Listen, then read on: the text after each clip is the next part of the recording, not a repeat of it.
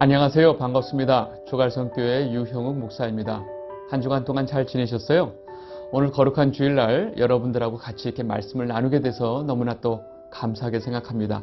오늘 같이 나누게 될 말씀의 제목은요, 구원은 공짜가 아닙니다 라는 제목을 가지고 같이 말씀을 나눠보도록 하겠습니다. 오늘 본문 말씀 먼저 보겠습니다. 로마서 10장 13절 말씀, 누구든지 주의 이름을 부르는 자는 구원을 받으리라. 아멘. 여러분, 오늘 이 본문 말씀을 읽으면서 찬양이 생각나지 않으세요? 우리 예전에 너무 많이 불렀잖아요. 주의 이름을 부르는 자는 구원을 얻으리로다. 할렐루야. 주의 이름을 부르는 자는 구원을 얻으리로다. 박수를 아주 신나게 치면서 불렀던 기억이 나죠. 여러분, 오늘 우리 이 본문 말씀을 보면서 제가 늘 생각하던 게 있었어요. 우리가 누군가한테 예수를 전할 때 예수 이름을 부르면 구원받아. 예수님 영접하면 구원받아. 예수 믿기만 하면 구원받아. 라는 얘기를 저는 많이 들었어요. 또 가끔 어떤 분은 오늘 그 제목처럼 그냥 믿기만 하면 구원은 공짜야. 값없이 주는 은혜. 이런 이야기가 우리가 늘 들어왔던 이야기예요. 여러분, 맞는 말인데 저한테는 어떤 뉘앙스가 있었냐면 마치 그 동네에 새로 오픈하는 슈퍼에 오늘 오픈하고 오픈 행사를 하니까 오늘 그 슈퍼에 오는 모든 손님들한테 빨래비누를 공짜로 드립니다. 사은품으로. 이렇게 광고를 하면 제가 그 소식을 듣고 그 다른 사람한테 이 소식을 전해주는 거예요. 야, 오늘 거기 슈퍼 오늘 오픈하는데 거기 가면 무조건 빨래비누 하나씩 준대. 가봐. 예. 여러분, 구원의 사건을 동네 슈퍼에서 공짜로 빨래비누 하나 얻는 거랑 이렇게 같을 수가 없죠. 근데 우리는 구원의 말을 할 때 너무나 같은 뉘앙스로 말할 때가 있어요. 심지어 구원은 공짜입니다 라는 말을 너무나 쉽게 말할 경우가 있어요. 여러분, 한국 사람들이 제일 좋아하는 게 공짜인 거 아시죠? 여러분들도 좋아하시잖아요. 저도 엄청 좋아해요.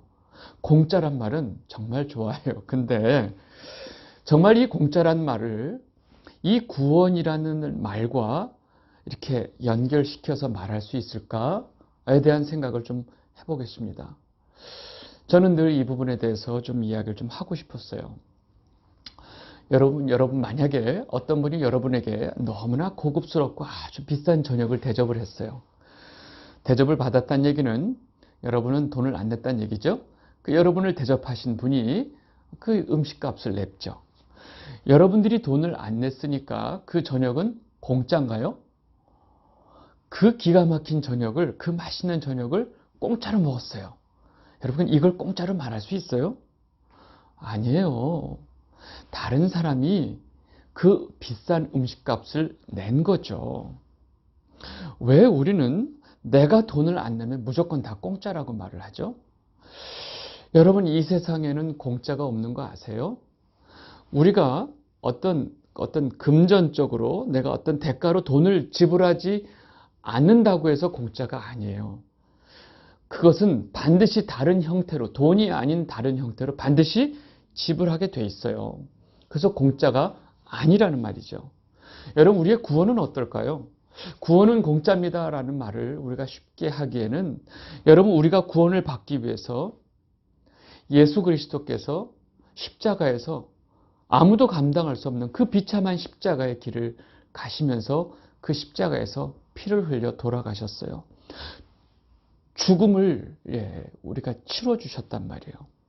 여러분, 그 구원을 우리가 아무것도 한 게 없다고 그래서 공짜다. 여러분, 정작 예수님이 이 말을 들으면 어떤 느낌이 들까? 여러분, 절대 공짜가 아니에요. 예수님은 우리의 이 구원을 위해서 엄청난 대가를 치렀기 때문에, 그죠? 이 공짜란 말을 또 우리가 이해하는 면에서 설명하면 그 구원을 위해서 우리가 할 수 있는 건 아무것도 없거든요. 할 수 있는 게 없어요. 아무것도 할 수 없어요. 그래서 예수님이 대신 이 일을 해주셔야만 해요. 그럼 우리는 그 예수님을 믿으면 되는 거죠. 그래서 우리가 공짜란 말을 할 때는 사실은 예수님의 이 십자가의 사역을 너무나 쉽게 우리가 여기는 그런 경향이 있기 때문에 이것은 좀 문제가 있다라고 제가 말씀을 드리는 겁니다. 이런 뉘앙스하고 또 쉽게 우리가 말하는 게 뭐냐면 믿기만 하면 구원받는다, 우리가 이렇게 말하죠. 여러분, 믿기만 하면 구원받는다. 맞아요. 성경은 분명하게 인간의 어떤 행위도 인간의 어떤 자신의 어떤 구원을 할 수 없다고 말을 하고 있죠. 오직 하나님을 의지하고 예수 그리스도를 믿는 믿음만으로 구원받을 수 있다고 말을 합니다. 로마서 3장 28절을 보겠습니다. 그러므로 사람이 의롭다 하심을 얻는 것은 율법의 행위에 있지 않고 믿음으로 되는 줄 우리가 인정하노라. 맞아요. 우리는 반드시 예수 그리스도를 믿는 믿음만으로 구원받을 수 있어요. 근데 믿기만 하면 구원받는다라는 말에서 뭐가 문제냐면요. 그 믿음이라는 것을 너무 쉽게 생각한다는 거예요. 누구나 쉽게 그 믿음을 가질 수 있는 게 아닌데도 불구하고 믿기만 하면, 여기서 믿기만 하면의 이 믿음이라는 것은 마치 누구나 본인의 의사를 가지고 뭔가 결정하고 믿기만 하면 이렇게 들리거든요. 여러분, 여기서 이 믿음은요, 누구나 쉽게 자기 의지를 가지고 믿으면 되지 하는 그 믿음이 아니라는 게 그게 문제입니다. 여러분, 믿음은요, 누군가 예수 그리스도를 전해줘야 돼요. 그죠?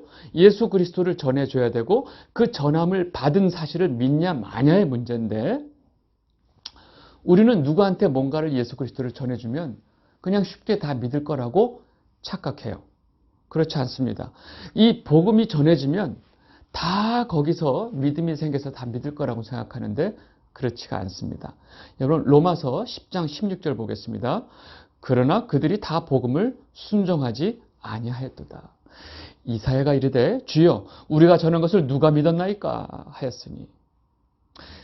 여러분, 사실은 예수 그리스도의 이 복음, 심지어 하나님의 말씀도 구약시대에 아무리 하나님의 말씀을 들으라고 해도 간청을 해도 사람들이 듣지 않았어요. 심지어 하나님께서 하나님의 말씀을 듣지 않는 백성들에게 하루 종일 간청까지 했다고 하십니다. 로마서 10장 21절 보겠습니다.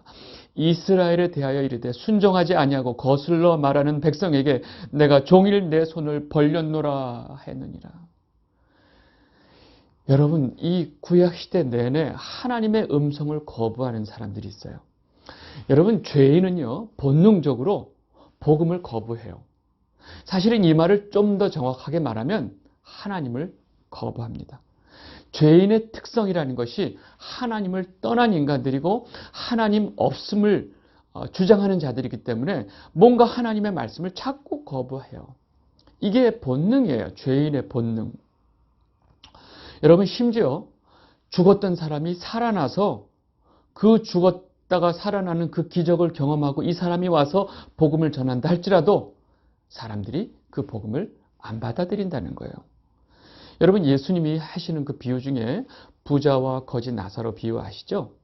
이 둘이 죽었잖아요. 죽었는데 부자가 죽어서 눈을 떠보니까 자기가 활활 타는 그 불구덩이 속에 지옥에 와 있는 거예요. 반대로 자기 그 문 앞에서 날마다 그 헌대를 개가 와서 헐었던, 평생 그지로 살았던 그 그지가 보니까 저 아브라함 품에 있어요. 이 사실을 깨달은 부자가 그 아브라함에게 뭐라고 얘기하는 걸 여러분 잘 기억나시죠? 아버지요, 저 나사로를 다시 돌려보내서 우리 형제들 5명이 있는데 그 형제들이 나 같은 이런 이 고통의 불구덩이에 오지 않도록 그 나사로를 좀 다시 살려 보내주세요 라고 부탁을 하는 장면이 나와요. 누가복음 16장 27절 28절 보겠습니다. 이르되 그러면 아버지요 구하노니 나사로를 내 아버지의 집에 보내소서. 내 형제 5이 있으니 그들에게 증언하게 하여 그들로 이 고통받는 곳에 오지 않게 하소서. 여러분, 지금 이 부자는요, 지금 그 지옥까지 가가지고 자기 형제들을 챙기고 있어요.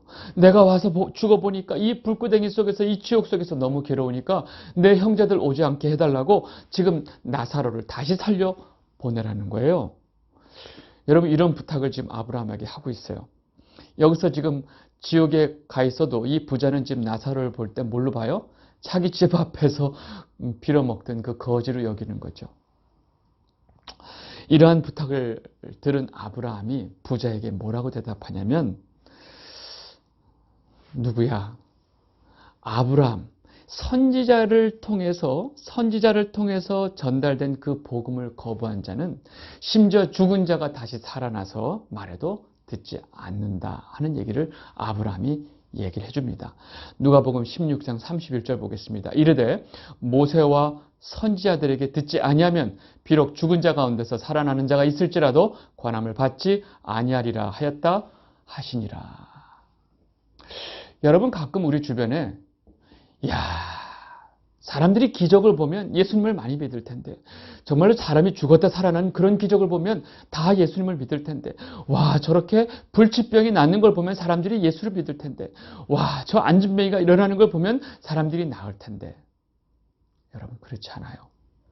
기적은 절대로 그 사람들을 복음을 믿게 하는 그런 역할을 하지 못합니다.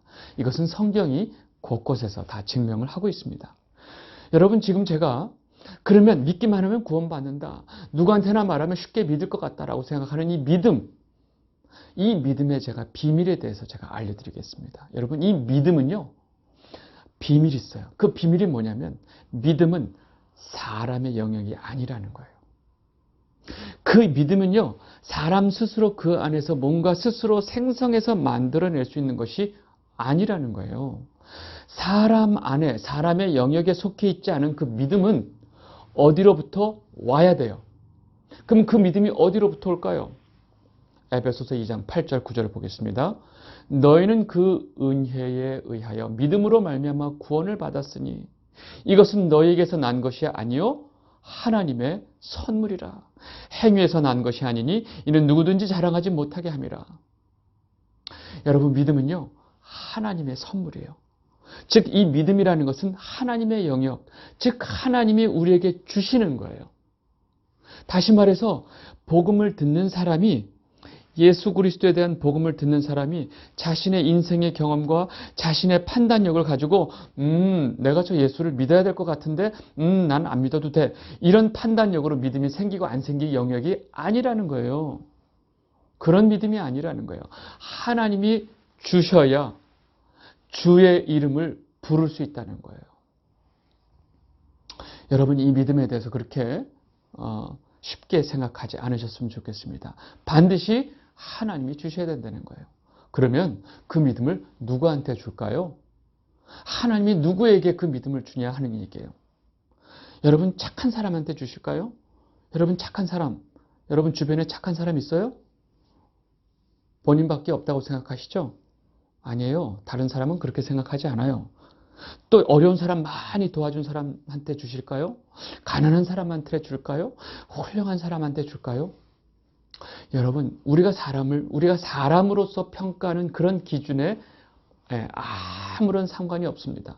여러분, 사람이 사람을 평가할 때 수도 없이 많은 그런 평가 기준이 있지만 그것은 하나님이 우리를 평가하는 기준하고 완전히 다르기 때문에.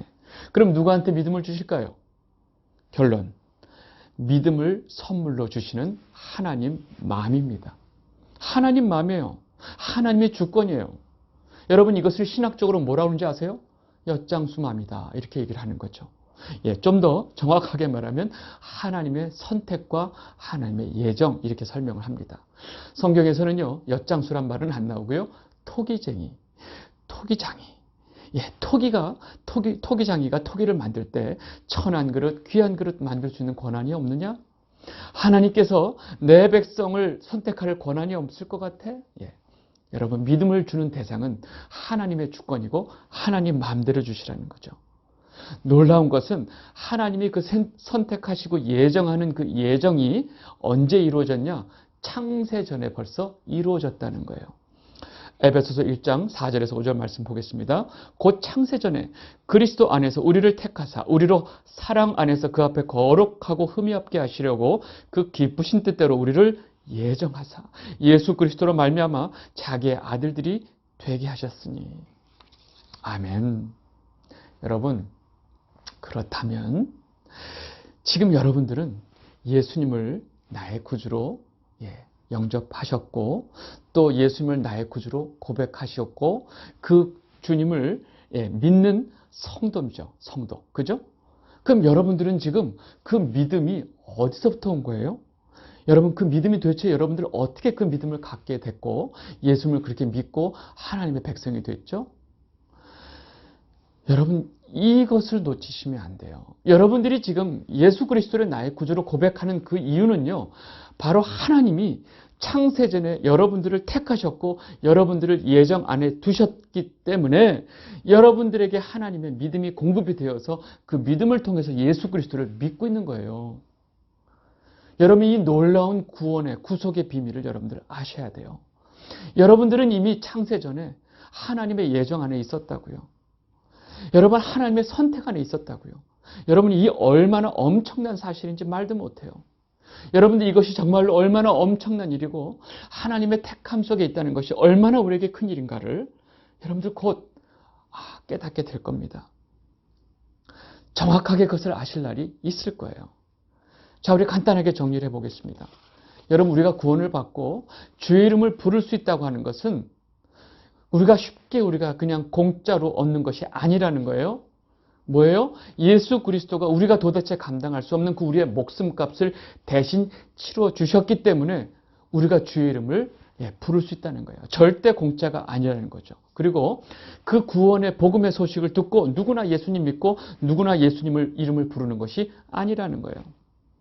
그 이름을 믿음을 갖고 예수 그리스도를 부를 수 있는 자들은 오로지 하나님의 주권 아래 창세전에 이미 택하심을 받은 택정을 받은 사람들에게만 그 믿음이 주어지기 때문에 복음을 듣는 것도 쉽지 않지만 그 복음을 들은 가운데서도 믿음을 가지고 예수 그리스도를 나의 구주로 고백할 수 있다는 거예요.